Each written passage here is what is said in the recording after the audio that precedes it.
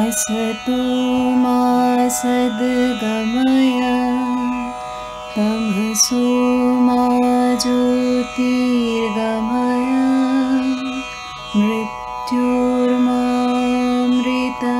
गमय असतो मा सद्गमय तमसो मा ज्योतिर्गमय मृत्युर्मामृतं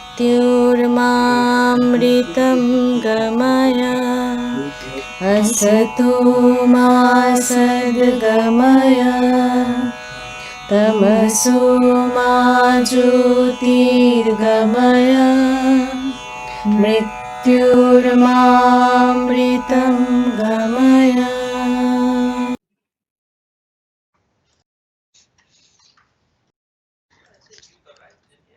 Good afternoon, everyone. A very warm welcome to all the participants joining us today. I am CMA Pragya, and it is my pleasure to co-host this session along with CMA Dr. Aditi Das Gupta from the SSB department. On behalf of the organizing team, I extend a heartfelt welcome to all of you to the Parinati webinar series on the topic Global Sustainability Opportunities, Southeast Asia, Series 1, Indonesia and Malaysia. We are truly honored to have with us two eminent speakers, CMA A. Sekar sir and Dr. Ranjit Krishnan sir, who have graciously agreed to share their valuable insights and expertise too on this important theme. I now invite CMA Dr. Aditi Das Gupta ma'am to continue the proceedings and take the session forward. But before that, let me briefly introduce her. ACMA Dr. Aditi Das Gupta is an accomplished finance professional with over 16 years of experience across diverse functional roles. She is currently serving as Joint Director at the ICMI, where she contributes to various strategic and operational functions of the Institute. Dr. Das Gupta holds a PhD in corporate governance from the University of Calcutta and is qualified and cost and management accountant, company secretary, and MBA gold medalist in finance and international business from Vidyasagar University. She also holds a master's in commerce, accounting, and finance, a diploma in forensic audit, and a certificate in SAP FICO. Her core areas of expertise include corporate governance, financial management, management accounting, business economics, costing, ESG, and business management practices. She has also contributed to academia by developing study materials for accounting and financial management and has presented papers in numerous national and international seminars and journals. A recipient of multiple academic awards, including the Telegraphic School Award for Excellence, the Asia Age Roundtable Conference Award, and the Eastern India Regional Council ICWI Excellence Memento, Dr. Das Gupta continues to exemplify professional integrity and academic distinction. Over to you, ma'am.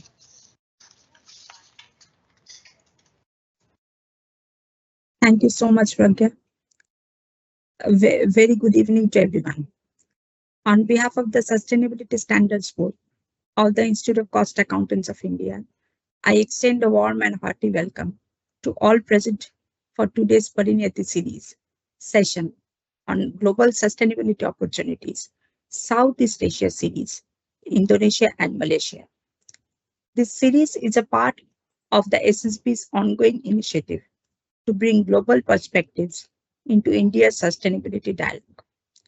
Today's session will focus on the economic landscape, SDG performance, ESG reporting and regulatory frameworks of the two dynamic economies, that is Indonesia and Malaysia, while also exploring the sustainable finance, challenges, opportunities, and the evolving role of professionals in these domains.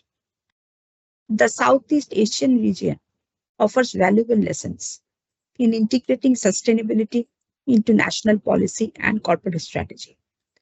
Through these dialogues, we hope to understand not only the best practices, but also the contextual challenges these nations face in achieving balanced growth and in environmental responsibility. It is indeed an honor to speak on today's topic and sharing the podium with such eminent dignitaries like Dr. Ranjit Krishnan and CSA Shekhar sir. And well, now coming to the topic, let us just begin with a brief overview of the economic landscape of Indonesia and Malaysia, the two economies which are often described as the twin engines of Southeast Asia. Indonesia is the largest economy in Southeast Asia and the fourth most populous country in the world with a population of over 275 million. The country has transformed into itself from an agricultural based economy to a diversified, industrialized, and service driven one. In 2024, Indonesia's GDP crossed nearly 1.4 trillion USD, accounting for nearly one third of ASEAN's total GDP. Its economy has been growing at an average rate of 5% per annum over the past decade, driven by domestic consumption, natural resource exports, and infrastructural development. Indonesia's key sector that basically contribute to its GDP include the manufacturing, the mining, palm oil, tourism, and digital technology. It is one of the largest exporters of coal, palm oil, and nickel, the commodities that also position it strategically in the global green transition. A notable shift has been Indonesia's ambition to become a major hub for electric vehicle EV production, leveraging its vast nickel reserves. You know, we have also discussed in our other VK series also, and we will discuss it in the coming VK series also, like the EV vehicles and how nickel reserves are important for that. The government has been promoting investments in battery production and green energy infrastructure to align with its 2050 net zero vision. However, challenges persist, particularly in income inequality, dependence on resource exports, and the need for sustainable urbanization. Now, this is what Indonesia looks like economically. Turning to Malaysia, it is a high middle income economy with a GDP of around 460 billion US dollars in 2024 and has consistently maintained one of the most open and trade-oriented economies in the region, with exports accounting for nearly 70% of GDP. The key sectors which include or contribute to GDP are manufacturing, electronics, petroleum, palm oil, and financial services. Malaysia is a global leader in semiconductors and Islamic finance, both of which plays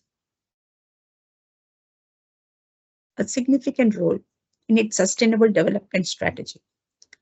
The 12th Malaysian Plan, that is 2021 and 2025, outlines a strong focus on shared prosperity, green growth, and digital transformation.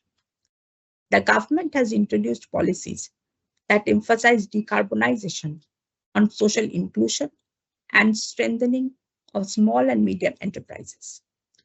The post-pandemic recovery in Malaysia has been steady, supported by high levels of investment, fast discipline, and export resilience. The country is also positioning itself as a regional hub for green finance and ESG-aligned investment. So, I mean, they are very well planned about how to achieve their 250 target, 2050 target. Now, moving to the SDGs, the global framework guiding nations towards inclusive and sustainable growth. Indonesia has made commendable progress in several SDG areas. And according to the SDG report 2024, Indonesia's index score stands around 70 out of 100, where India stands 69, reflecting the moderate progress. The progress areas are for no poverty, quality education, affordable and clean energy. And the areas which need attention At the climate action, that is deforestation and reliance on coal still challenge Indonesia's climate targets. And the life below water and life on land, that is deforestation and marine plastic pollution, continue to affect the biodiversity. And the reduced inequality, that is SDG 10, the regional disparities that remain significant between Java and the outer islands. To strengthen the SDG implementation, Indonesia has localized the SDGs through provincial and municipal development plans. The government has also introduced the National SDG Secretariat to coordinate ministries, private sectors, and civil society towards achieving the 2030 agenda. Malaysia, on the other hand, ranks among the top performing Asian nations in SDG achievement with a score of above 73 out of 100. The progress areas are the decent work and economic growth. Malaysia maintains the low unemployment and strong SME participation. The significant progress in digital infrastructure and smart manufacturing improves its SDG 9. And the robust public health system and effective pandemic response for SDG 3, that is good health and well-being. Challenges persist, and mainly the challenges are responsible consumption and production, climate action, and gender equality. Malaysia's shared Prosperity Vision 2030, that is the SPV 2030, aligns the national policies with the SDGs, ensuring that the economic progress benefits all sections of the society while maintaining the environmental integrity. Both the countries are now working towards integrating the ESG indicators within their SDG monitoring frameworks, which brings us naturally to the third part of our discussion, that is the overview of their ESG reporting and regulatory framework.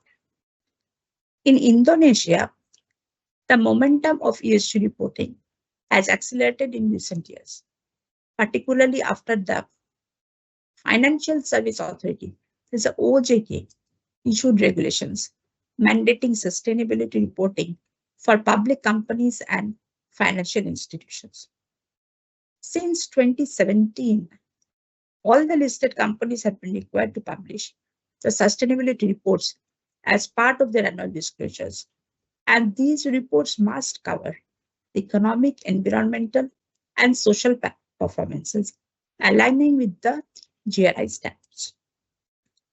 Now, this OGK also introduced the Sustainable Finance Roadmap Phase 2, that is from 2021 to 2025, which provides a strategic direction for integrating sustainability into financial system. Now, what the key focus areas include? They include the green taxonomy development, the ESG risk management in lending, and incentives for green bonds and sustainability linked loans. Now, Indonesia's Green Taxonomy 1.0, released in 2022, and classifies economic activities based on environmental impact, which is a crucial step towards aligning with the international frameworks like the EU taxonomy. Corporate interest in ESG has also surged. The state-owned enterprises like the Pertamina and the private conglomerates such as Astra International have started publishing detailed ESG reports along with the TCFD, that is the Task Force on Climate-Related Financial Disclosures recommendations. Malaysia has been basically a regional frontrunner in ESG adoption, driven by strong regulatory leadership and an active financial market. Now, the SC, that is the Securities Commission Malaysia, and the Bursa Malaysia, the country's stock exchange have been instrumental in promoting ESG transparency. Malaysia has also introduced the SARA. It is a sustainable and responsible investment, and they called it as a SUKUK framework, which combines the Islamic finance principles with sustainability objectives, making Malaysia a global leader in green and social Islamic finance instruments. The regulatory support is complemented by strong institutional collaboration, which should be there in any country as the foundation. The Joint Committee on Climate Change, the JC3, co-chaired by the Central Bank of Malaysia and the Securities Commission, is driving climate risk management and green finance practices across the financial sector. And Malaysia's corporate sector too has been very proactive, and there are a few top companies that have adopted robust ESG disclosure practices and set net zero targets by 2050. Now, if we have a comparative insight and opportunities between Malaysia and Indonesia, then comparing both the nations, what we would see is that both Indonesia and Malaysia have successfully aligned their sustainability policies with the SDGs, demonstrating strong government commitment. Malaysia's ESG regulations are slightly more mature with the detailed frameworks and enforcement mechanism, while Indonesia's are evolving rapidly with the emphasis on financial system integration. The private sector participation in both the countries, the private sector plays a leading role. See, since in every country, in fact, in India also, it should be included. Like the private sector should play a leading role in ESG adoption. Otherwise, the target of net zero emission cannot be achieved, and they should often go beyond the compliance to align with the global investors' expectations. In green finance also, Malaysia's leadership in Islamic sustainable finance and Indonesia's growing green bond market indicate that the financial innovation is central to their sustainability journey. For Indian professionals, these developments hold valuable lessons, especially for us, that is the cost and management accounting profession, which can play a key role in developing sustainability reporting, performance measurement, and cost optimization models that integrate the ESG dimension. Indonesia and Malaysia, if we want to draw some conclusion from this, then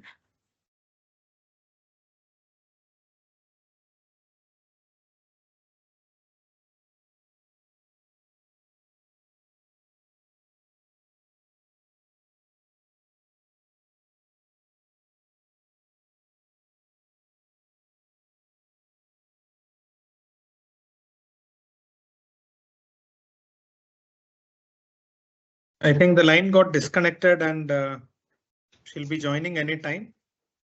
So Sagar sir, should we wait or wait for a minute? Or Pragya is there?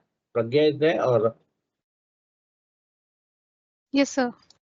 So Aditi is lost out actually. So yeah, she has joined. I think he is joining again. But she's muted. Yeah. Yeah, Didi, continue. I'm very sorry for the technical glitch actually. I got disconnected. Very sorry for the interruption. So I was just drawing my conclusion. As both Indonesia and Malaysia, you present inspiring examples of how emerging economies can balance economic ambition with sustainability imperatives. That experiences show that sustainable growth requires not just policy frameworks, but also strong professional commitment, transparent reporting, and continuous innovation. See, transparency is what is the key nowadays.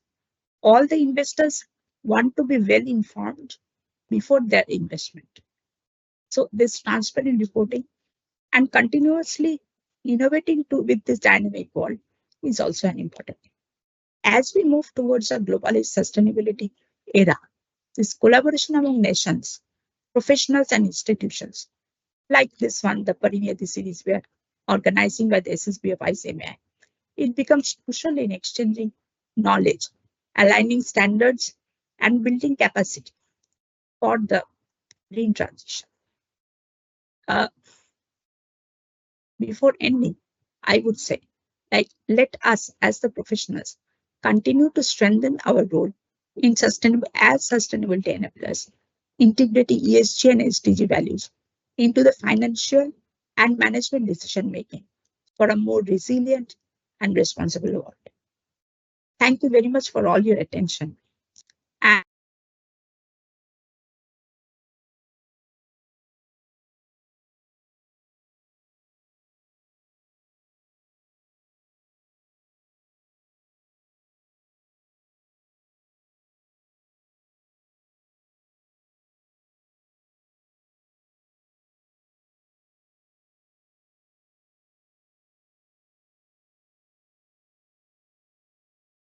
Hello. Hello. Yeah. Again, some technical difficulty, sir. Yes, I think unstable connection possibly.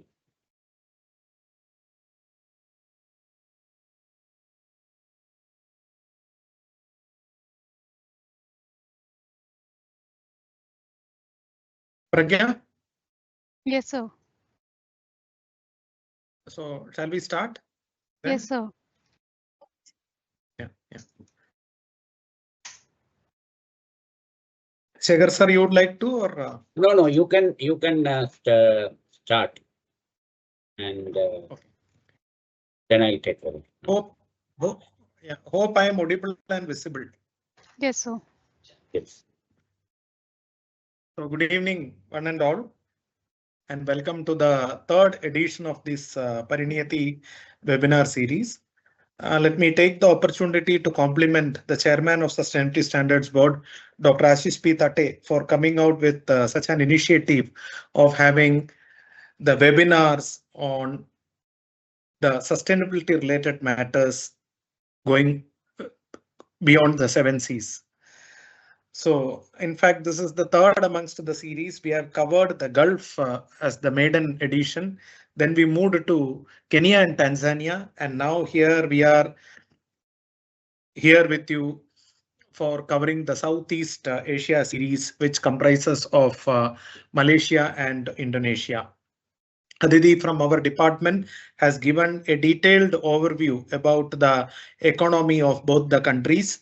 And to supplement some of the thoughts, before I request Shekhar sir to take over and speak about the regulatory mechanisms and the role of GRI and all those things, let me try to give a very quick statistics about both the countries. As you are well aware that, these both Malaysia as well as Indonesia is coming under the Southeast Asia, and they are, needless to mention, are the emerging economies.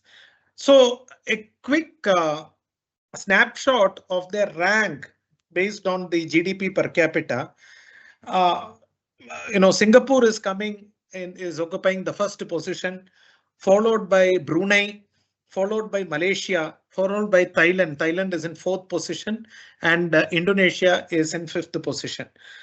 And the 6th position is Vietnam. So we are going to cover two countries, that is Malaysia, which is in 3rd position, and Indonesia, which is in 5th position. We are not going to make any comparative study between these two countries like what we have done, like similarly we have done in the case of Kenya and Tanzania also, because there is no point where, just like Kenya and Tanzania, here also there is no point in having a comparative study, but we will try to see how the countries are performing and how they are moving ahead in terms of the sustainability and SDGs. So when we speak about opportunities, both are emerging countries, emerging economy we have seen, and both countries are performing well. So when it comes to job opportunities, to be very frank, I must say that there are more of a consulting opportunity rather than job opportunities. But the things are different when it comes to Singapore and all, but when it comes to Malaysia and when it comes to Indonesia, Shekhar sir will agree with me that the consulting opportunities are more, and which is also very prevalent. It is there. And when we speak about Malaysia, it is considered as the miniature of Asia. A small country, Malaysia, is considered to be the miniature of Asia, and it achieved independence from British Empire in 1957. That means 10 years after Indian independence. A federation, it is a federation from 1963. And it has got generally two regions. One is the West Malaysia and the East Malaysia. And the West Malaysia is considered to be the peninsular Malaysia, and the East Malaysia got separated by the South China Sea. And there are 4 prevalent languages spoken in Malaysia: the Malaya language, the Chinese dialects, not exactly the Chinese language, but having similarity to the Chinese dialects. Then we have Tamil, because a lot of Indians have gone and settled there, migrated there. And if you see their 4th generation or 5th generation is currently staying in Malaysia. And it is not, what do you say, a recent migration like what we can see in Gulf. The Gulf migration started somewhere 30 years back or so. But the migration towards Malaysia has started some 60 to 70 years back, or even before independence, I would say. So Tamil is one of the prominent language spoken there. And of course, English is also there. Then when it comes to the airport, the major airport is the Kuala Lumpur International Airport. And finally, it ranks 6th amongst the Southeast Asian nations in terms of the GDP. And when we speak about some of the other economic indicators, when we speak about population, currently in million, the population is 33.5 million. And when it comes to employment and unemployment, Malaysia is a country which is not having that much unemployment crisis. The problem which they are facing is disguised employment and not unemployment. So when we speak about percentage, it is actually coming down. In the year 2022, it was nearly 4. In India, in the year 2023, it was 3.4, and now it has recently, the last statistics of 2024 says that it is 3.3. And when it comes to, but having said that, when there is no unemployment crunch or unemployment is not a major issue, the problem of, or the tendency of disguised employment is in a higher side. Then when it comes to GDP, it is 422 billion. When it comes to the public debt in terms of percentage of GDP, it is 64.6. And inflation, remember, in 2022, it was 3.8, which has come down to 1.5 in 2023. And currently, the statistics which I have seen yesterday is 1.7 in the year 2024. So this is what a small introduction about Malaysia. And when we speak about Indonesia, it is the world's largest archipelago with nearly 18,000 islands, precisely 17,854.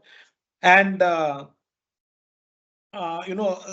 some of the famous islands are there. A highly diverse nation with over 1,300 ethnic groups and over 700 languages. A small country as compared to India, but the languages with dialects is more than 700. It achieved independence from the Dutch Netherlands from 1945, not a British regime, a republic with a presidential system, and the 4th most populous country in the world. And when we come to the languages, mostly you can find the Indonesian language as well as the English language. And there are 2 major airports. One is Jakarta and another is Denpasar for the Bali region. And it ranks first amongst the Southeast Asian nations in terms of GDP. When we speak about the population, it is 282 million. Currently, that is in 2024. Then unemployment is 5, nearly 5. It revolves 5.9 in 2022, currently 4.9. So you can say the active percentage of active population, 5% are considered to be unemployed. Again, the major problem of disguised employment is there. Then GDP, when it comes to USD billion, which we have seen yesterday during our research, is around 1,398 billion. And when it comes to inflation, from 5.5 in the year 2022, it has come to 1.6 in 2024.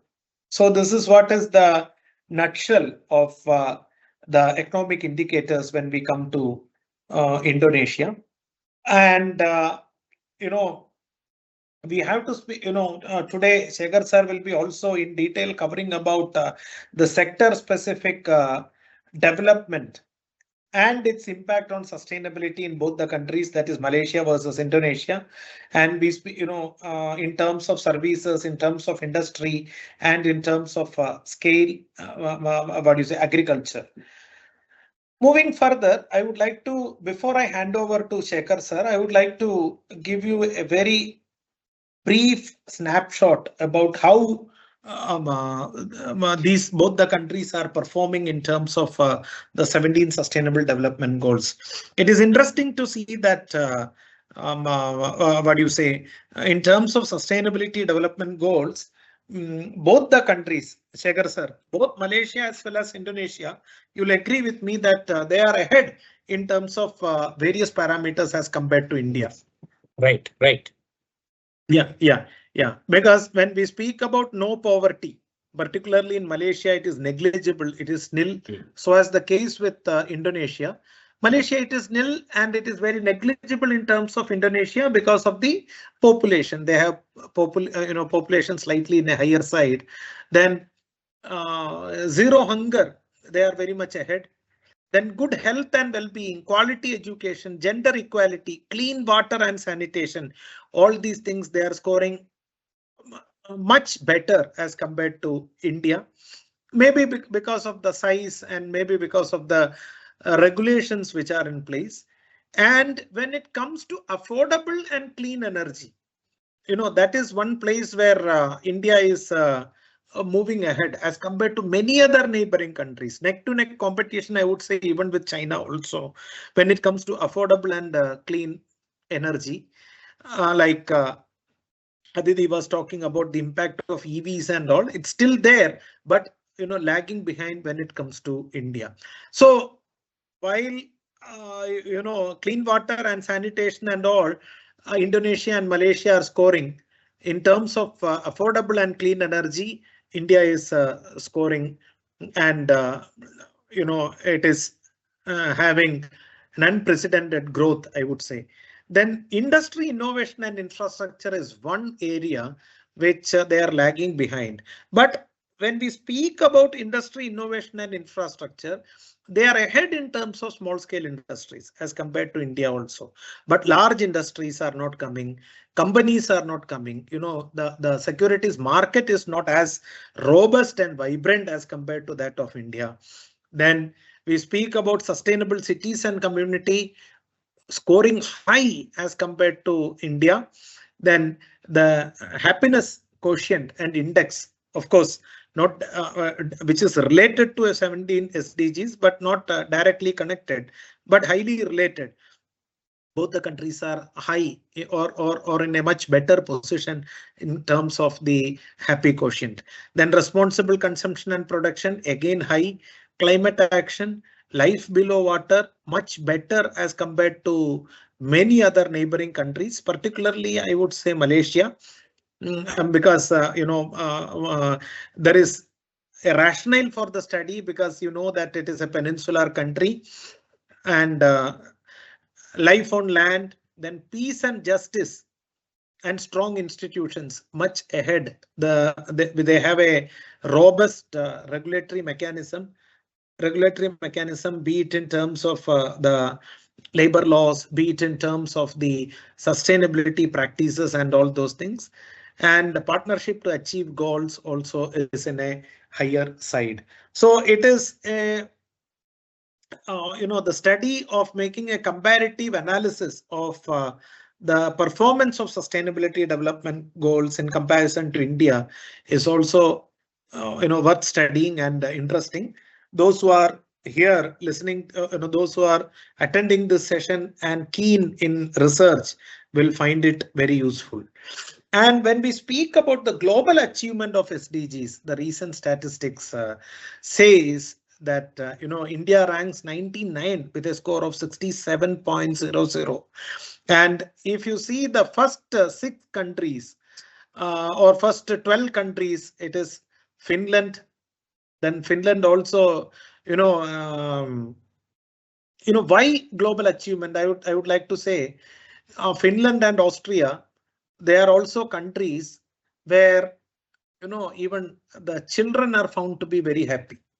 Again, happy quotient and all those things, just a passing reference. Then Sweden and Denmark. We have seen, Shekhar sir may be observing that this Sweden and Denmark keeps on changing all the time. If you have seen last time when we have studied, it was Denmark in 2nd position and Sweden in 3rd position. Now it has come to the other way around, Sweden in 2nd position and Denmark in 3rd position. And then Germany, then France, Austria. Then the 7th position in terms of global achievement of SDGs is Norway, Croatia, 9th is Poland, 11th is United Kingdom, and 12th is Slovenia. So these are the countries. You can't find some countries like Britain here. Sorry, Britain is there in the 11th position. You can't see countries like China. You can't see countries like Russia. Why to say you can't even see United States of America also. And none of the Gulf nations, GCC countries are featuring in the first 12. And when it comes to India, it is enjoying the 99th position with a score of 67. So there are nearly 75 countries between Slovenia and India in terms of the global achievement of SDGs. So this is what I have to say as an opening remark when it comes to both the countries. And if you look at Southeast Asia to conclude, SDG performance, if you see the other one, what we have seen is the global performance. When you speak about the Southeast Asia, the best country in terms of SDG performance, or I must say the country which is in top rank is Thailand, followed by Vietnam, followed by Singapore. Indonesia, surprisingly, is holding the 4th position, and Malaysia is the 5th position. But if you look at the economy, if you look at the topography, if you visit both the countries, you will always feel that Malaysia is having an upper edge. But the statistics says that Indonesia is enjoying the 4th position and Malaysia is in 5th, followed by Philippines. So this is what is the snapshot of, I must say, the performance of SDGs when it comes to the Southeast Asian nations. And with these introductory remarks, I would hand over the podium to Shekhar sir. And before that, I would like to profusely thank Aditi for the extensive research you have done with regard to both the countries. In fact, those who are reading the newsletter published by the Sustainability Standards Board, you might have seen the articles written by Aditi in terms of SDG performance. She has already covered how the states and the union territories in India are positioned in terms of the SDGs. And now she is covering various countries, continent-wise she is covering. So thank you, Aditi, for the extensive research what you are doing for in this SSB as well as for today's data collection. I'm sure that this is going to help the data what you have given is going to help in our research pursuits in the times to come. Thank you so much. Over to you, Shekhar sir. Thank you. Before that, ladies and gentlemen, you were listening to Dr. Ranjit Krishnan. Briefly to introduce sir, he's a distinguished sustainability consultant specializing in sustainability research and academics. With over 2 decades of experience in research, training in writing and teaching, Dr. Krishnan has been associated with several institutes of national repute as a member of their board of studies. A widely traveled scholar, he has authored and co-authored more than 80 articles in national and international journals and dailies. His insights into sustainability education and policy are sure to add great value to our discussion today, and I think definitely it has added. Our next eminent speaker, to briefly introduce him, CMA A. Shekhar. Sir is a BCom and FCMA, an ACS and an LLB, and is in whole-time practice as a company secretary since 1996. Sir is also a registered insolvency professional and specializes in corporate laws, FEMA, SEBI, and corporate sustainability. CMA Shekhar has contributed to several professional publications and is a co-opted member of both the Corporate Laws Committee and our very own Sustainability Standards Board of ICMA. His vast professional experience and deep understanding of corporate governance will certainly enrich our today's deliberations. I take this opportunity to express my sincere gratitude to both of our speakers for accepting our invitation and sharing their expertise. Over to you, Shekhar sir. We are waiting for your deliberations. Thank you, Aditi, for making my job simpler, and also Ranjit. Most of my presentation actually does touch upon these aspects. I would like to, as I load my presentation, I would like to respond or rather supplement what Ranjit had said. When you compare India with Malaysia and Indonesia, one of the startling difference between India and these two countries, you must have noticed, or we must have picked up from whatever we have been talking about. India has a land border on its western part, its eastern part, and its northern part. Malaysia and Indonesia, from whatever I could see, does not have any land border. And land border means the disputes, differences, and a very much higher defense budget, which keeps on increasing. So that is something which has to be factored when we compare India with the nations which are island nations. And this is not the reason. It's not like saying that defending India's performance or anything. There is a long way to go. The spirit of what Ranjit said is valid. India needs to do a lot. But this is something which India will have to provide on our occasions. So this is just a submission which I would like to make. Constraint which India faces, which has impacted its ability to be ranked higher in terms of performance in achieving sustainable development goals. Now I'll just go over to my presentation. Ranjit, you may have your views at the end of the session on what exactly I was trying to explain. Are you able to see the screen? Hello? Hello?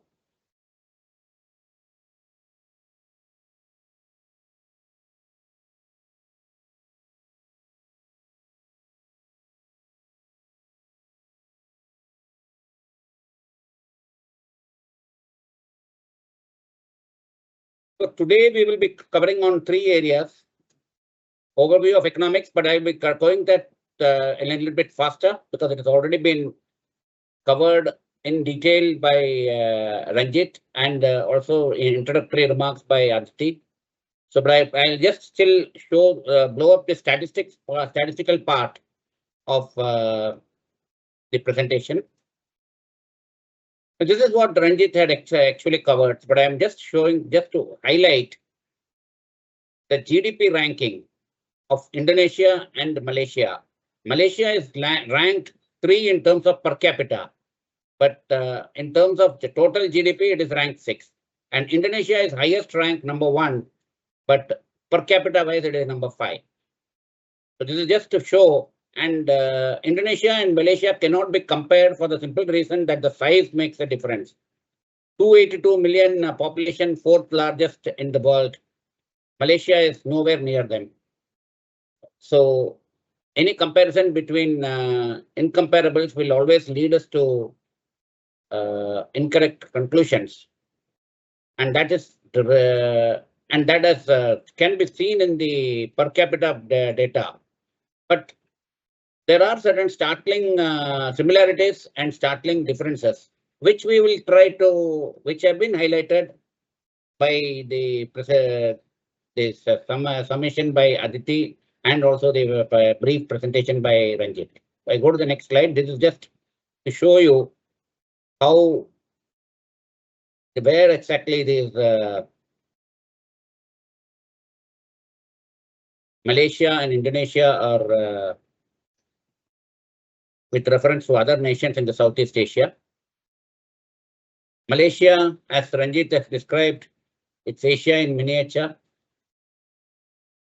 Interestingly, it's a constitutional elective monarchy with a parliamentary system. So it's there are tough rules. They are very strict rules, being a monarchy, but parliamentary system gives confidence that things are controlled. Let's go to the next one. Unemployment is getting lower, highlighted by Ranjit. Population is almost like more or less stable, steady growth. Public debt minor increase over the years. Inflation is under control from 3.8 in 2022 to 2024, 1.7. Current account balance means it's surplus. The surplus, it is enjoying a current account surplus, but that surplus is reducing. Indonesia, yes, I'm just showing it. I'm not, the slide is self-explanatory. And it is, in terms of GDP, it is the highest. And 4th most populous nation. But see the effort taken in reducing unemployment. It's slightly higher percentage of unemployment in Indonesia compared to Malaysia. But 5.9 in 1 year has got reduced to 4.9, so which shows that there are efforts to promote employment in a good way. Per capita also going up. Public debt is almost same. And see, the effort in Indonesia is controlling inflation is commendable. From 5.5% in 2022, 2024 it is 1.6. And current account balance, now it is a deficit. Instead of surplus in 22, there is a deficit. So this is something which we may like to address. Sector-wise, more or less similar, but Indonesia has, by virtue of its size, there is a much higher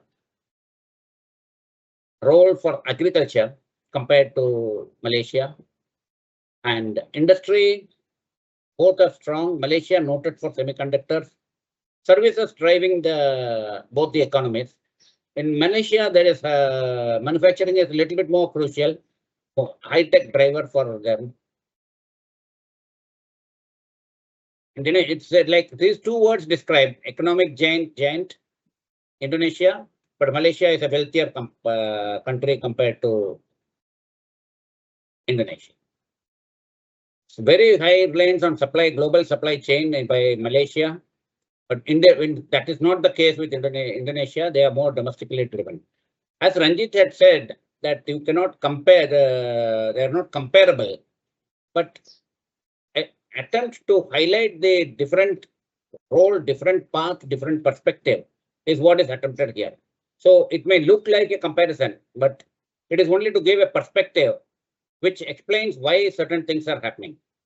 Stability,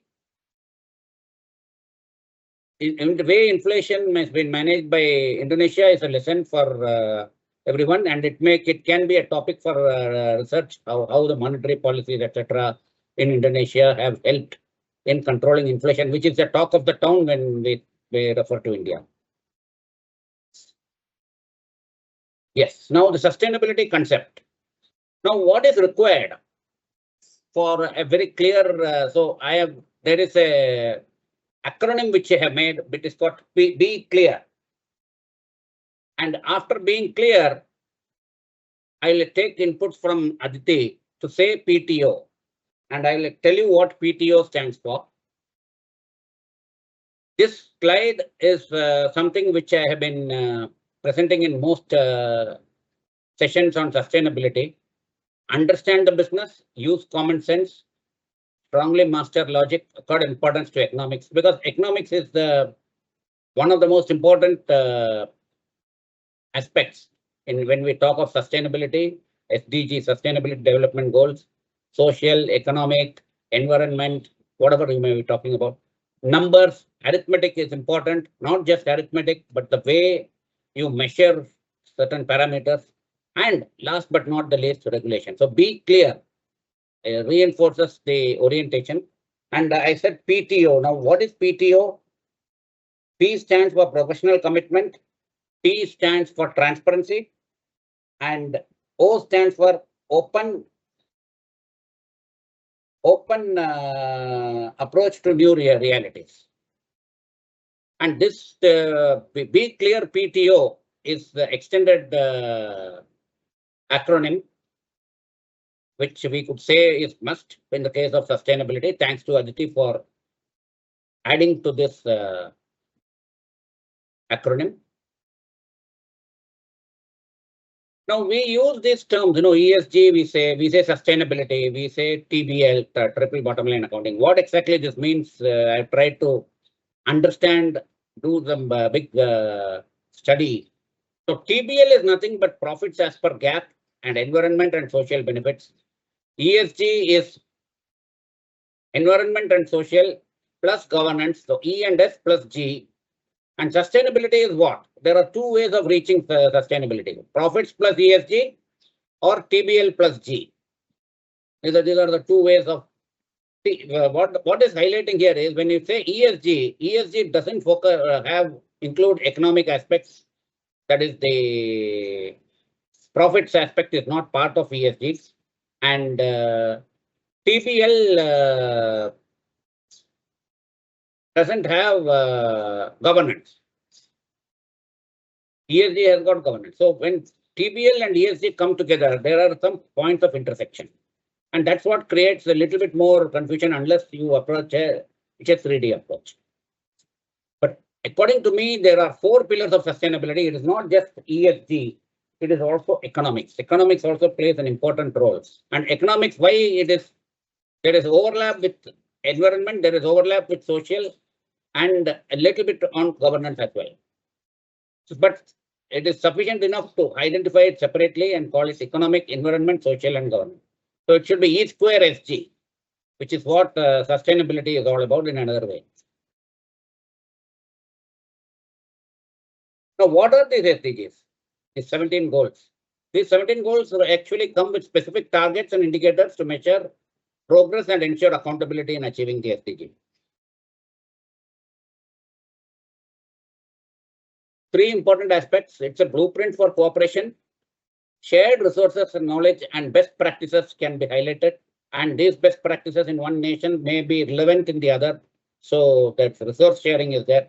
And achieving the SDGs is necessary so that the future generations can also reap the same benefits which the current generation reaps. And it's a holistic approach to development, integrating the social, economic, and environmental dimensions. And inclusivity focus. See, inclusive growth, inclusive development is the focus of sustainability development. Nobody should be left behind. This is one of my favorite slides.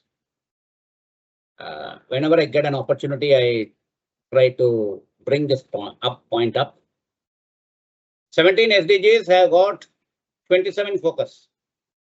So there are certain goals like industry, innovation, and infrastructure. It has got all the three aspects. So when you try to give more weightage to environment, or more weightage to social, or more weightage to governance. Governance, of course, is important. Each of these is important, but unbalanced weightage to one of the aspects compared to the other can lead to conflict, and that could lead to, giving priorities over a period of time. It is whether, and what becomes important here when you pursue SDG is the time frame within which you are targeting to achieve the SDG. Now, something like no poverty, zero hunger, good health, well-being, quality education are highest priority. That 1, 2, 3, 4 you see has got only social relevance. And in the short run, this is going to be extremely important. So many nations give highest priority for 1, 2, 3, and 4. But at that time, when this effort is done, this E and G may be compromised. And that is not good either. So you have to balance it out in such a way that the negative impact is minimum. So that kind of integrated approach is required when a nation plans its course of action for its own development. And as they go further, see, developed nations do not have these problems of 1 to 4. And as regards 5 is concerned, it's a problem even with developed nations. And when it comes to affordable and clean energy, you will find almost every nation is giving importance to it.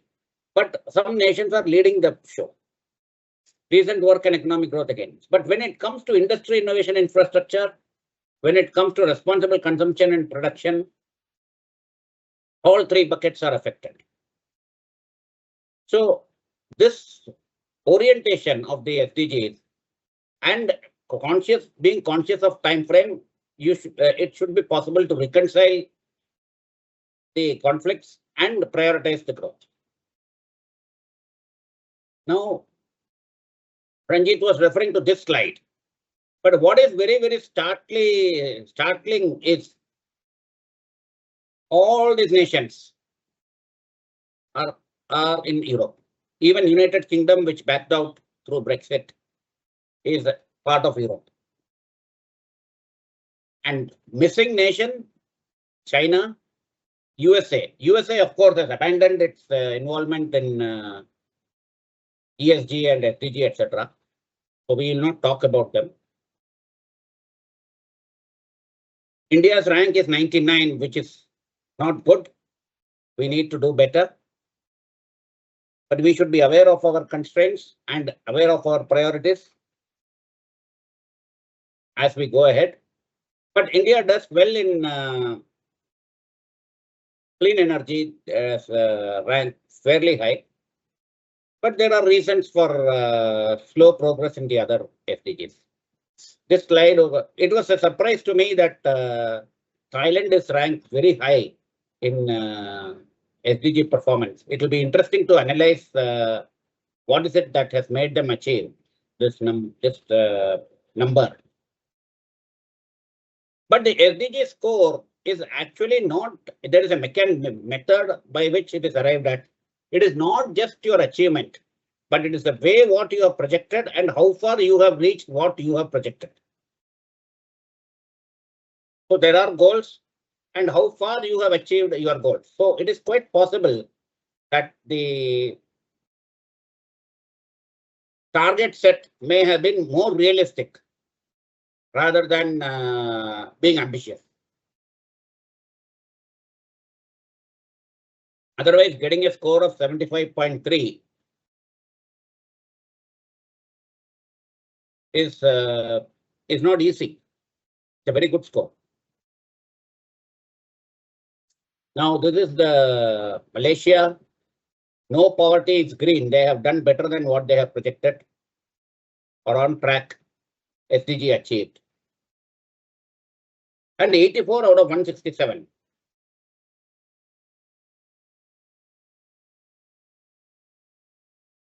What is interesting to see is in Malaysia, challenges are there, but generally committed approach. And better than global average, 43% achieved as against 17%. And we talk about a concept called median, and this is a perfect median, which Malaysia has achieved 84 out of 167 in the mid-range. Environment and institutional areas work to be done. We had referred to SDG roadmap for Malaysia, and they have adopted a whole of nation approach. All the components are involved, federal, state, and local governments, as well as multi-stakeholder partnership. Strong progress, SDG 1, SDG 2, SDG 3, SDG 4. See, 1, 2, 3, 4, they have done very well. And that's why they are getting a good score and they know what is required. SDG 6 and SDG 7, national coverage is very high. And SDG 8, near full employment and successfully transition to an upper middle income economy. So 1, 2, 3, 4, 5, 6, 7, 8 is they have addressed. 9 to 17 they need to.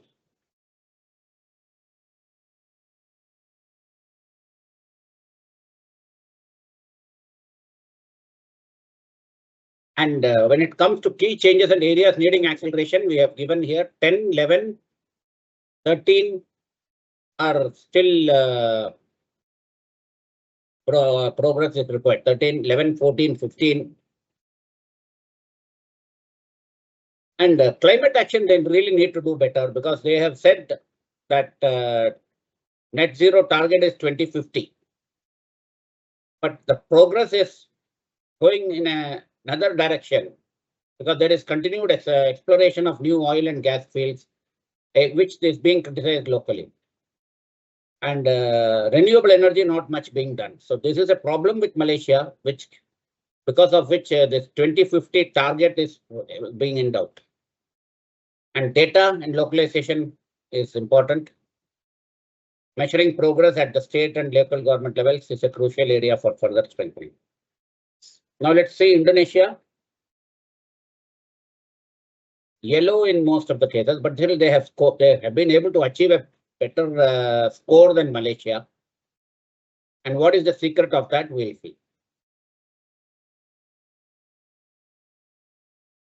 They were 102 in 2019 and they have moved to 77 in 2025.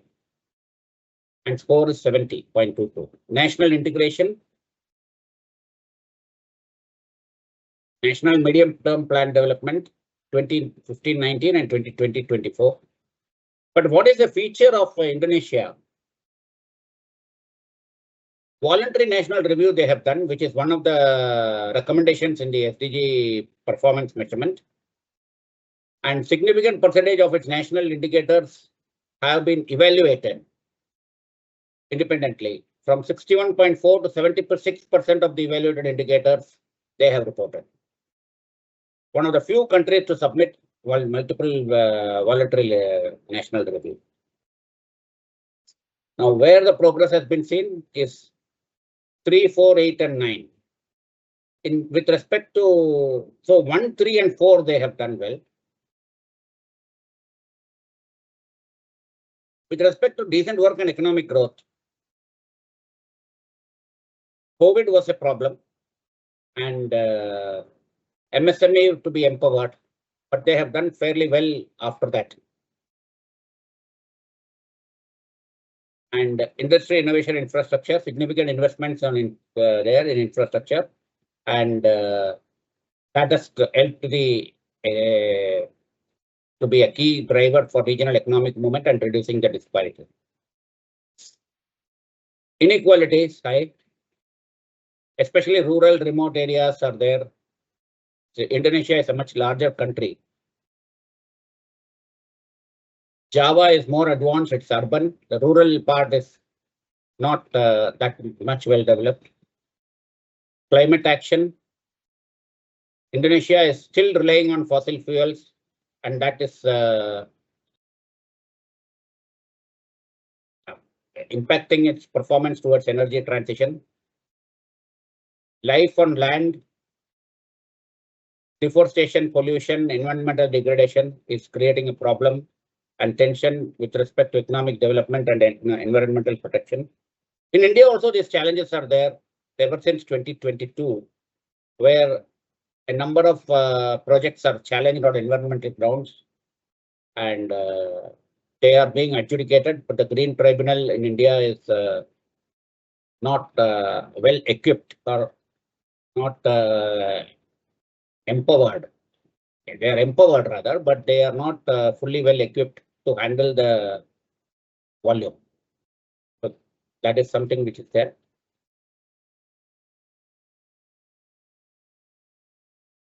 There is a high perception of corruption and challenges related to transparency and public accountability. And this transparency, as Aditi had highlighted, becomes very important. And that is possible only when you have strong institutions, public accountability and development policies, and localization, similarly what we discussed with the case of Malaysia, limited resources at local level and a perceived gap in transparency for local implementation. They have got top level commitment is there, and that's why they have made good strides in social indicators and foundational infrastructure. The gap, how they are going to bridge and how strict they are going to become to have more cohesive policy for environmental protection and climate resilience, this will dictate the path for Indonesia. Now let us turn to global reporting framework, how it, what are the situations. We will be covering these topics. GRI is the most important or most popular reporting framework which is used globally. So let's first see GRI. What the GRI stands for, Global Reporting Initiative, headquartered in Amsterdam, and helps businesses, government, and other organizations understand and communicate their impacts on climate change, human rights, and corruption. Almost 100 countries use the GRI guidelines. What are GRI standards? A modular system of interconnect. These standards are interconnected. They allow organizations to publicly report the impact of their activities and global common language to communicate this impact. So basically, why GRI is popular? Because most countries have adopted it and they understand the reports in GRI format.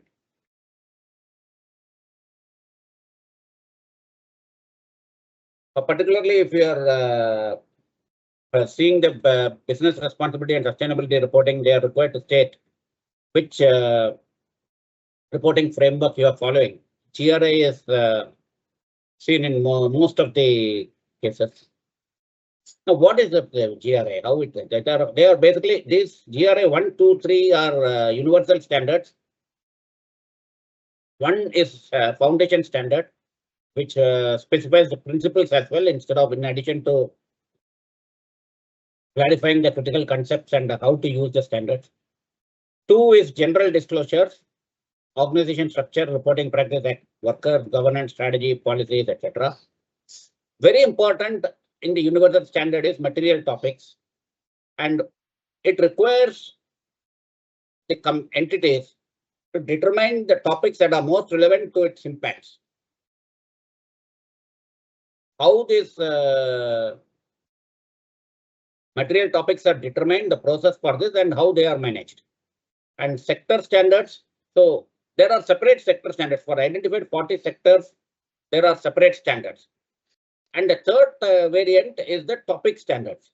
So depending on the topic, the standard is set. Like for example, waste, occupational health, safety, and how organization manages its associated impact. This is something which is very useful when it comes to determining the material topics. And GRI has given very what I would call it, a very useful chart to understand how the material topics should be determined. So there are two buckets.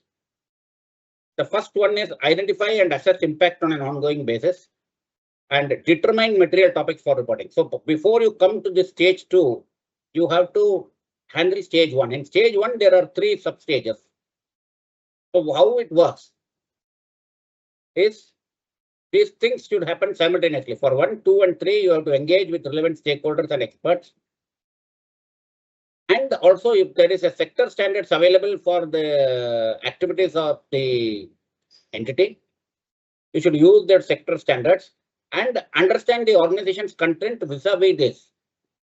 Once you have understood the organization's content, you should go to the next step, which is identifying the actual and potential impact. Now, for doing that, you consider the topics, the material topics which we said, no, and the impact described in the sector standards.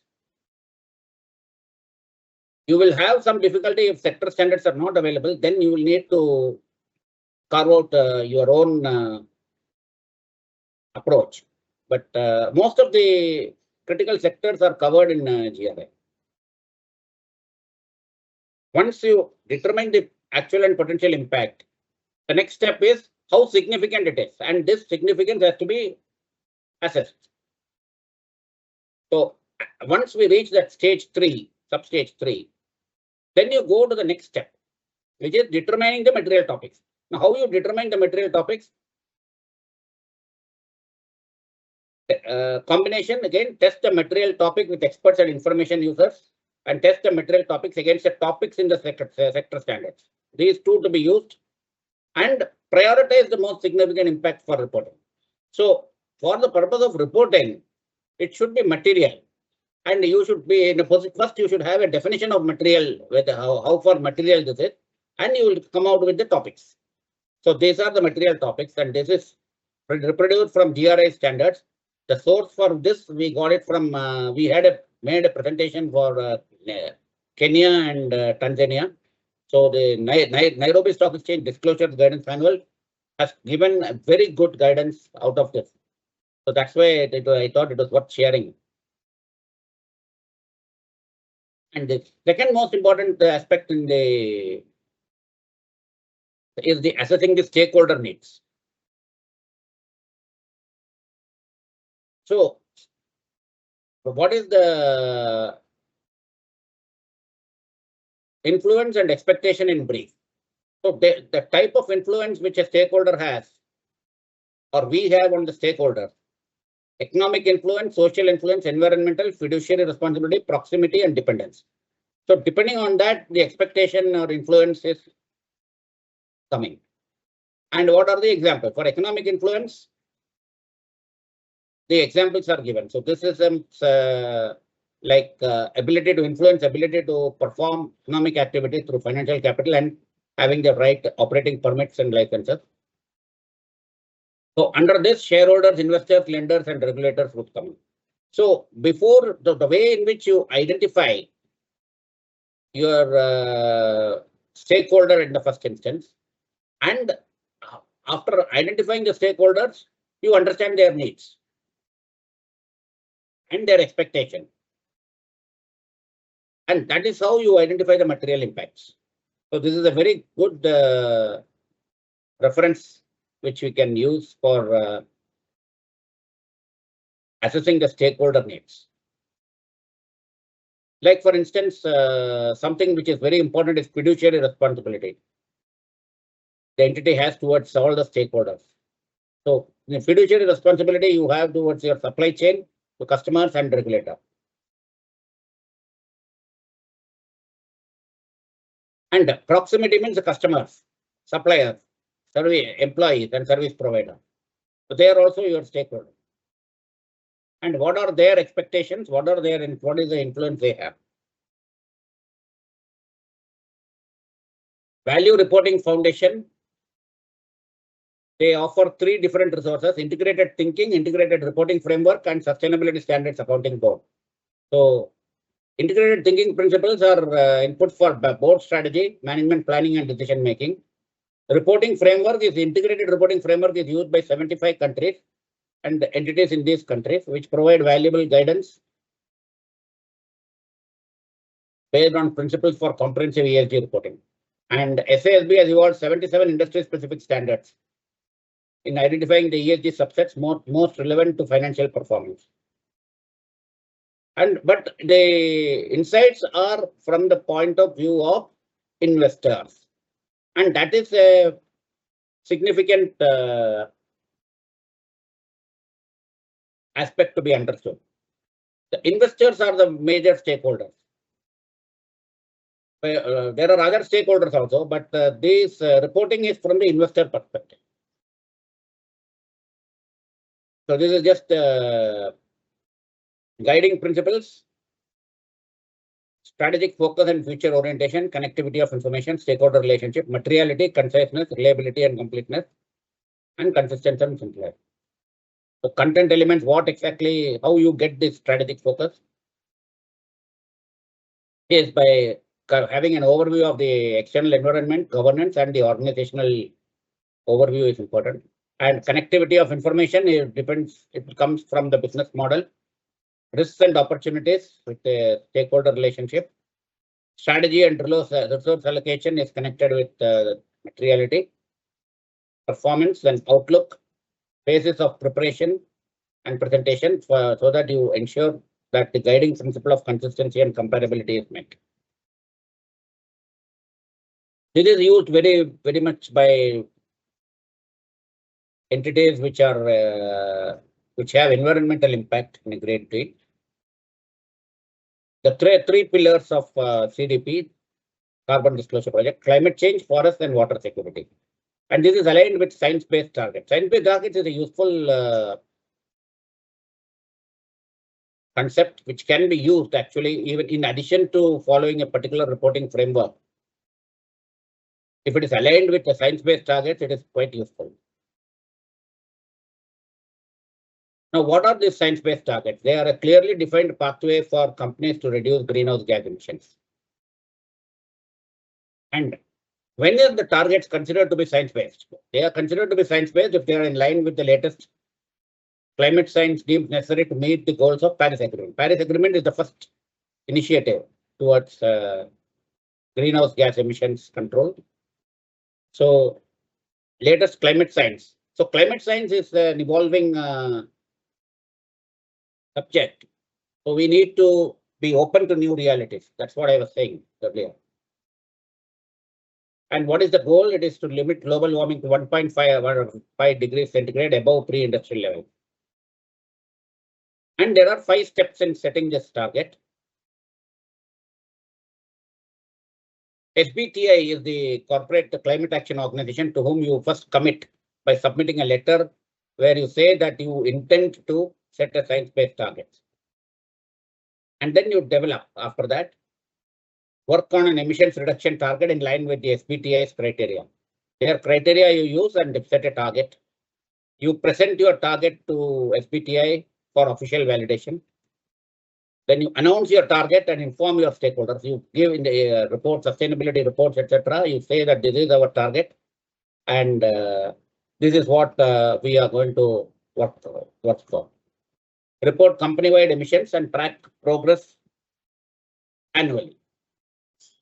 So 5 steps: commit, develop, submit, communicate, and disclose. Alignment with SBTs.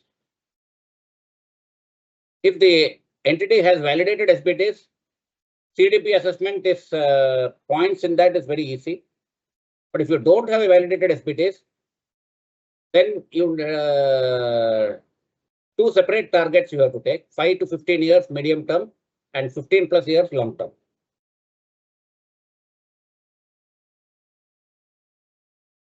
In 2018 was a major development. CDP aligned with TCFD by translating their recommendations and pillars into actual disclosure questions and a standard and annual format of CDP.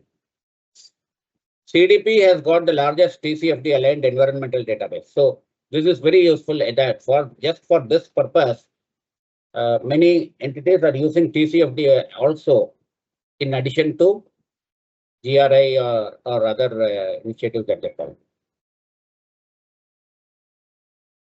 Now, this is a new move, IFRS S1 and S2, which is very necessary for you to understand. Independent private sector body, which develops and approves IFRS SDS, it is called, Sustainability Disclosure Standards. It operates under the oversight of IFRS Foundation. Now, this was formed because of two consultation, demand for global sustainability standards and what role the foundation might play. And that's a precursor to the IFRS S1 and S2, which are effective from on or after 1st January 2024. So already we have seen in this report, in this year, calendar year, reports which conform to this reporting standards. It's a reporting standard, basically. So it brings Climate Disclosure Standards Board and Value Reporting Foundation together. Now, S1, what is IFRS S1 and S2? But again and again, I would like to highlight that it is investor centric. From the point of view of investor, this reporting is done, and not from the point of view of a stakeholder. And that is where GRI differs. GRI adopts a stakeholder approach focus, whereas these are all investor focus. Investor is one of the stakeholders, but there are other stakeholders also who are impacted. So impact on the other stakeholders gets reported in GRI.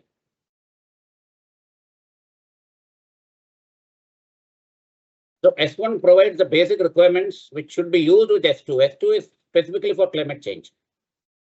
Disclosure of material information about sustainability related risks and opportunities. Industry specific disclosures. Refers to scope of to help companies identify sustainability related risks and opportunities other than those in the scope of S2.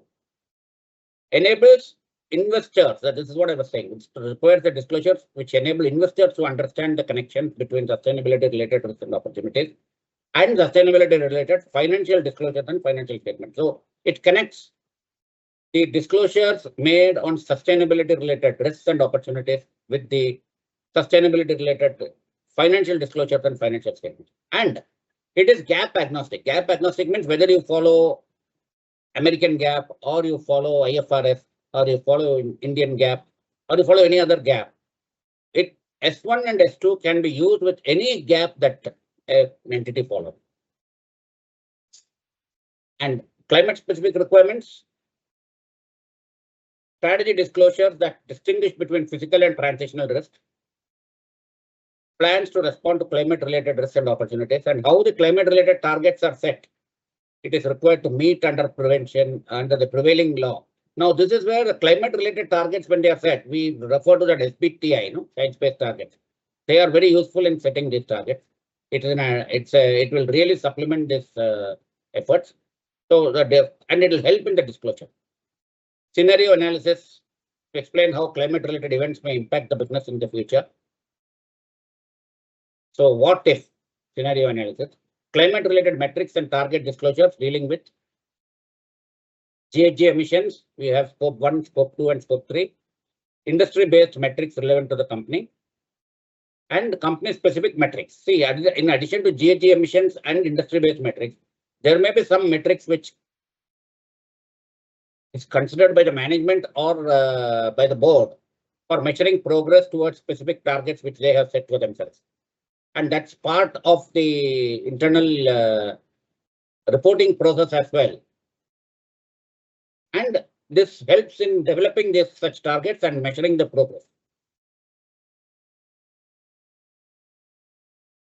Now, before we end this presentation, I would like to introduce the ISS 1 and ISS 2, which was introduced by the Sustainability Standards Board. Now, what exactly are these ISS 1 and ISS 2? They provide guidance on sustainability reporting. ISS 1 focuses on general requirements for disclosing sustainability related information, and ISS 2 specifically addresses climate related disclosure.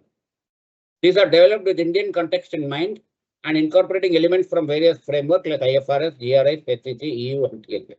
But by and large, it is on IFRS S1 and S2, but it does pick up points from the other frameworks as well.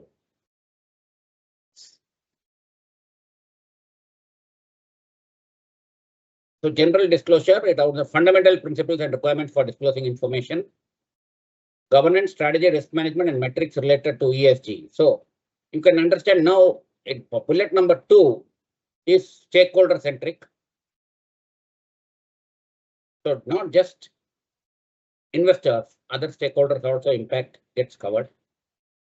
It aims to ensure that sustainability information is relevant, reliable, comparable, and transparent. And ISS 2 is, it focuses on climate related disclosures aligning with recommendations from Task Force on Climate related financial disclosures. So again, that drawing on that is very clear. Again, here also it is this metrics related to climate change, and it helps the organization communicate their climate related risks and opportunities to the stakeholders. Now, what are the common features? PRSR reporting in India is applicable for the top 1,000 listed entities in terms of market capitalization. So this is tailored to the specific needs and landscape of India. It incorporates cost and management accounting principles and various stakeholders in mind. It's a user-centric approach and not only investors. It is sector agnostic, irrespective of the sector that you are in. You could follow these standards, and they are intended to be applicable across in different industries and sectors. And guidance note exposure drafts have been released by ISS for ISS 1 and ISS 2. They provide a framework for organization to effectively communicate the sustainability performance and contribute to a more sustainable future. So these exposure drafts are still was kept open for comments. Even now, if anyone, any stakeholder has got any point on this exposure draft, they are free to contribute to us, communicate with us. So we'll just end this presentation, but we suggest that there are quite a few articles which we have contributed, and a specific reference to these are given here. We will urge you to go read them. And in case you have any further points for clarification, this is my contact details. Thank you for a patient hearing. And if there are any questions, I will be glad to answer. Thank you, sir. Thank you. I know that after the end of tomorrow's session, everybody would be in a better position for clarifications and questions. Right. But as of now, the most favorite question for all of us that I would ask you to enlighten us is about how professionals such as CMAs can contribute to integrity ESG and SDG indicators into business decision making in emerging economies. See, this particular question, the role for CMA will be answered tomorrow. So I would request all of you to have patience for another 24 hours, by which time I hope that you will be in a better position to. Right. But tomorrow we will be covering this aspect, the regulatory framework prevailing in these two countries, the ESG aspect, ESG framework prevailing in these two countries, and the cost and management accounting dimension, and what role, as Ranjit had highlighted, the role in consulting with the CMA focus is what we will be highlighting tomorrow. Okay, sir. Shekhar sir will be responding to that particular query tomorrow, but nevertheless, maybe at the expense of repetition, I would like to say one thing. This was told even in the last session also. Ranjit, you are muted. You are muted. Yeah. It was now am I audible? Yeah. Yes. Yeah. So maybe at the expense of repetition, this was told during the last session also. So, if you are keen to work on ESG projects and sustainability projects abroad, you should have a very clear understanding about the rules which are prevailing in our home country. So, maybe with regard to climate finance, maybe with regard to ISS 1 and 2, maybe with regard to BRSR, you should have a very clear understanding and keep on updating. Don't wait for an opportunity to come. Be really prepared for the opportunity, because opportunity always comes as an uninvited guest. It will not come when what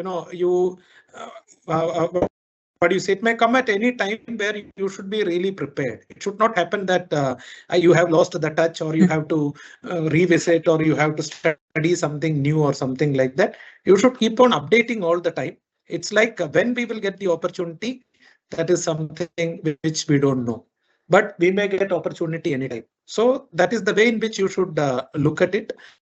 So keep updating about, I'm not telling that you go on updating the laws of other countries and all those things.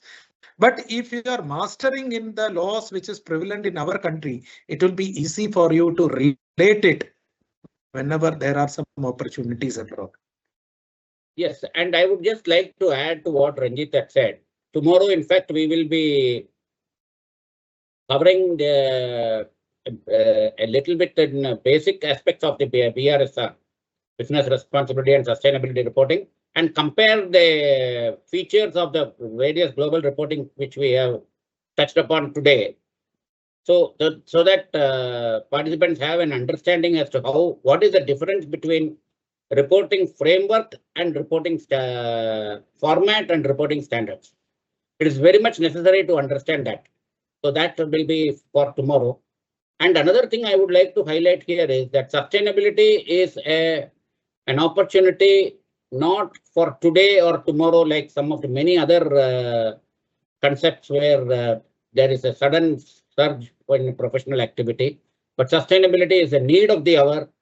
So opportunities is available globally, but it is up to you, up to us, how to learn fast and how to translate this learning on the ground,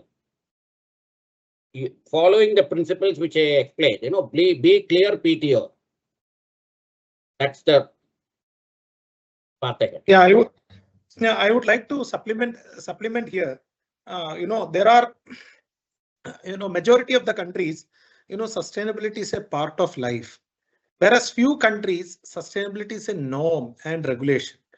Unfortunately, to say that we are following sustainability, not because predominantly it's a part of life, but it has become a norm and it has become a regulation. But if you look at majority of the countries, what we have seen, like Malaysia, to that matter, Indonesia, and some of the countries which are not in the top-notch list of the GDP or economy, their sustainability, for example, Burma, as a matter of fact, sustainability is generally imbibed in their system, not injected.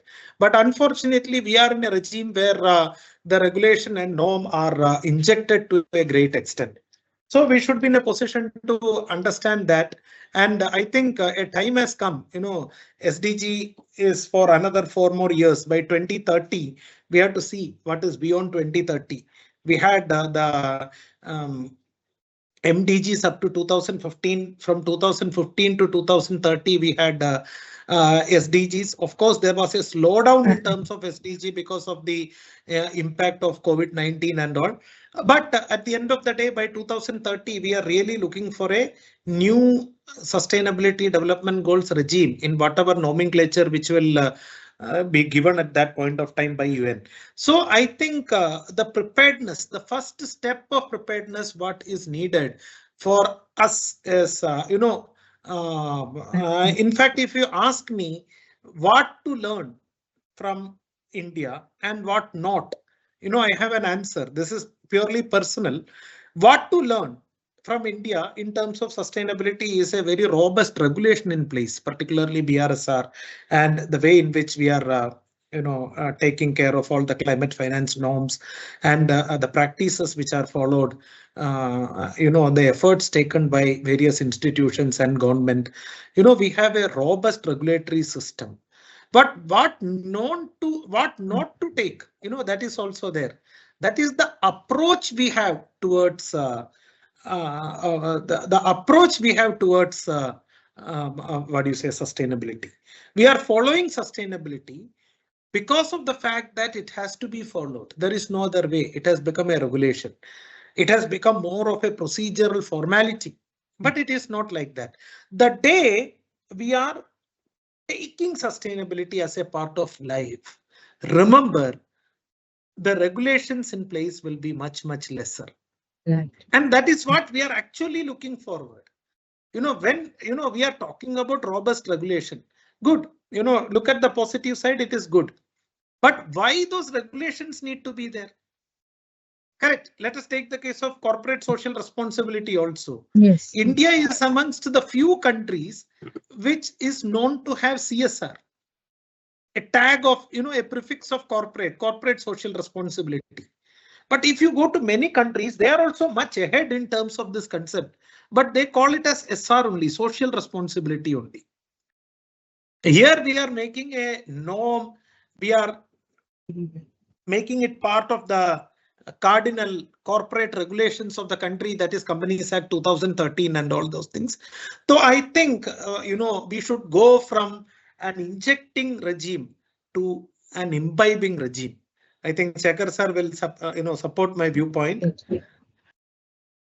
No, see, historically, if you see, the Indian regulators have adopted a rule-based approach rather than a substance over form, principle-based approach.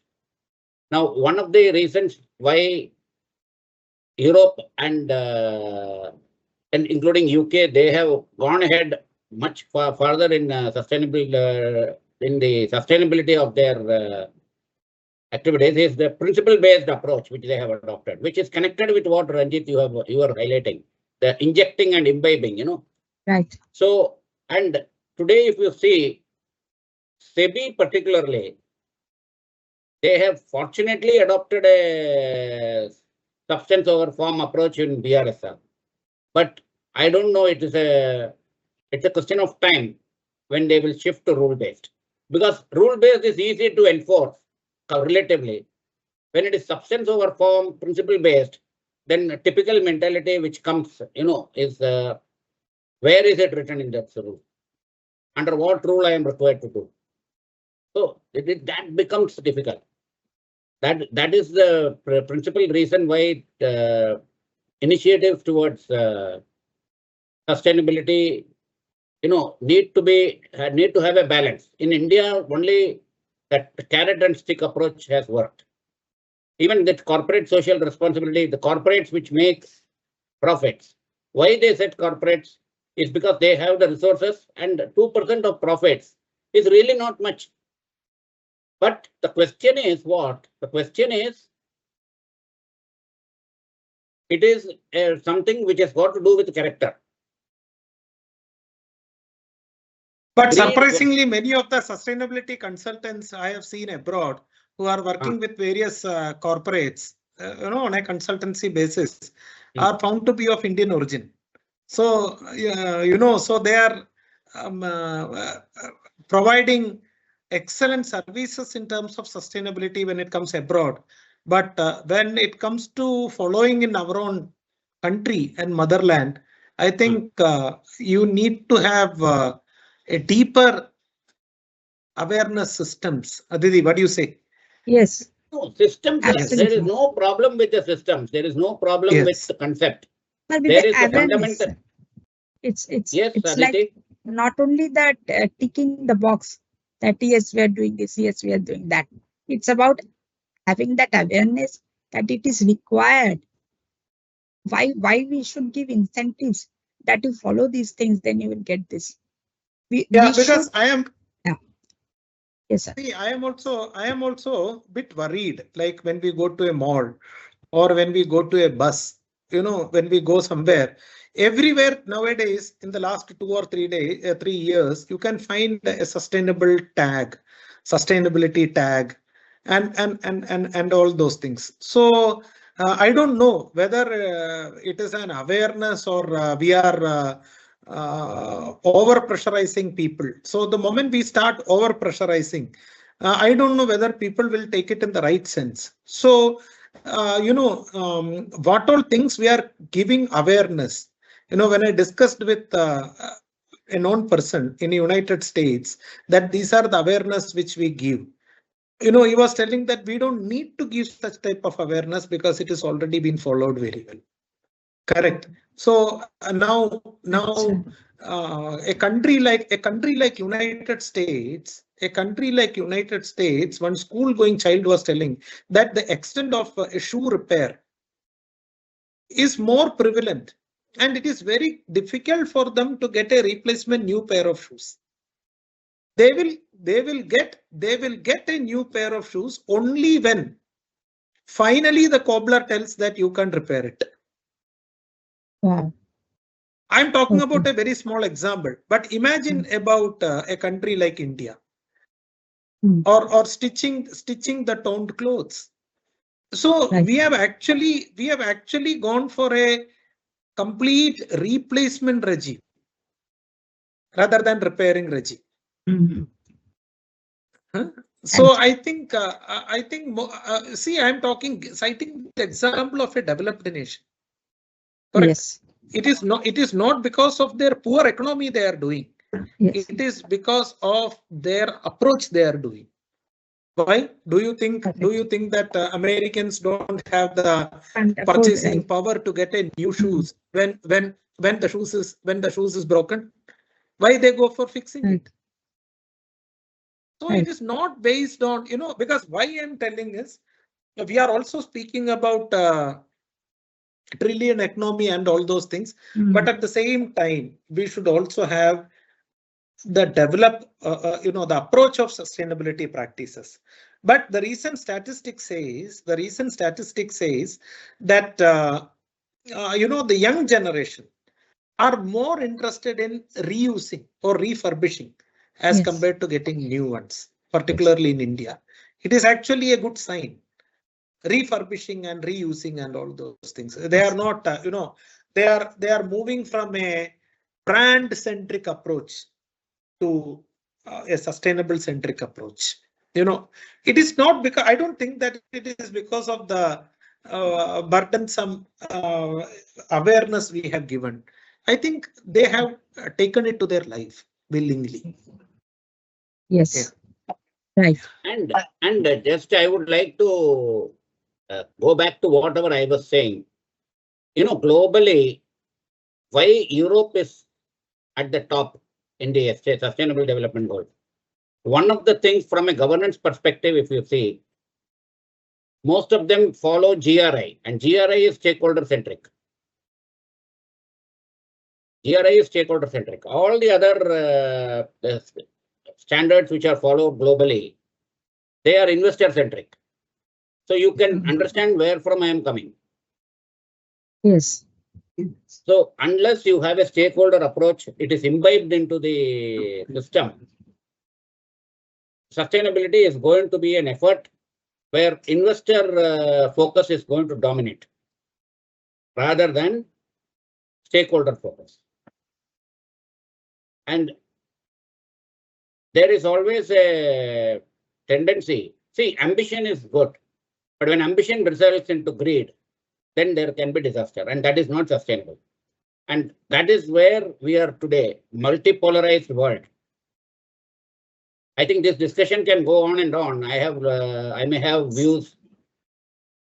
You will have different views. We will all have different views. So I think it must have got perspective.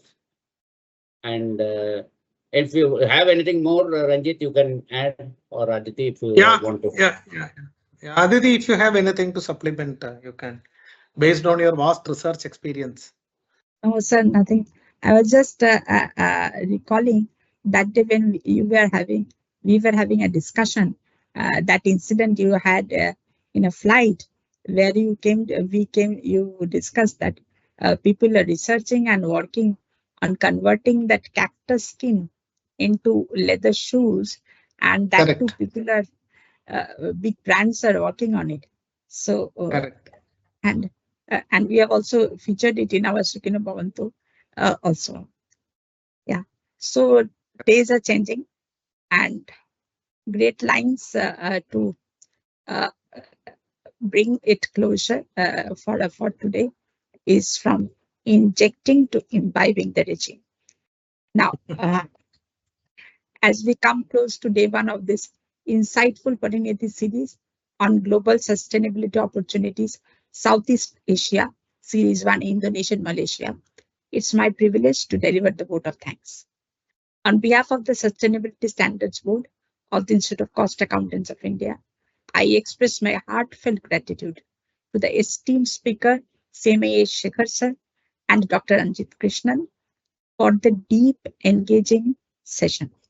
Their discussion today on the economic landscape, the SDG progress, and the ESG reporting frameworks have offered us valuable regional insights and global perspectives. I mean, sir, your clarity and depth have brought to the subject very truly enhanced our understanding to sustainability as both a policy framework and professional responsibility. Our sincere thanks to our respected President, CMA TCS Srinivasa Prasad sir, Vice President CMA Neeraj Joshi sir, and Chairman of Sustainability Standards Board, CMA Dr. Ashish Thatte sir, for their continued encouragement, guidance, and inspiration in taking forward the sustainability mission of ICMAI.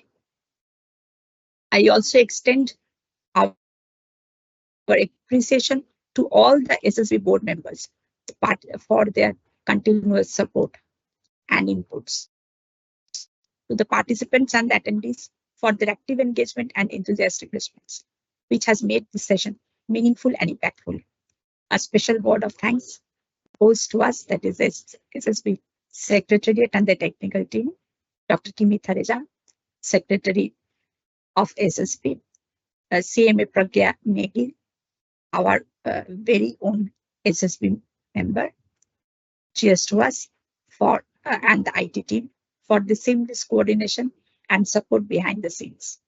With that, we conclude today's session and look forward to meet you again tomorrow for the day 2, where we will continue exploring the ESG framework, sustainable finance, and the evolving role of professionals in shaping a sustainable future. Thank you once again and have a pleasant evening. Bye-bye. Thank you. Thank you. Thank you.